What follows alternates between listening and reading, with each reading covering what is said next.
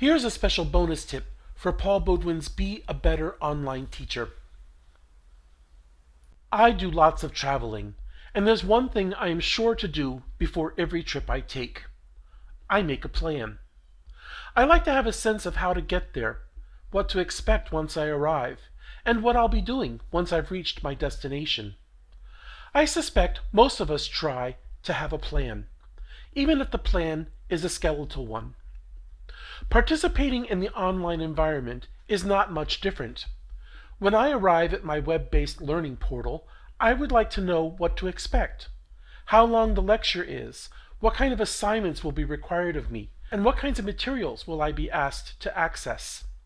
To help the learner know these things in advance, I would recommend that you create a course map.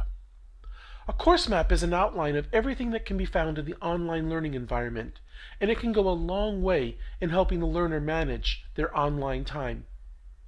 A course map should include everything that the learner will find in your course. In a sense, it's like a very detailed syllabus. The course map can remind the learner of the learning objective.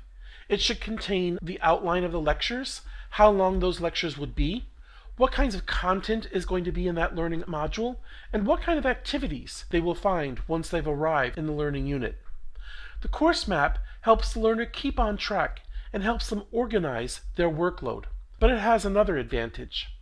The course map can help you as you design your online course. With a course map, you can manage the sequence of materials in a coherent way.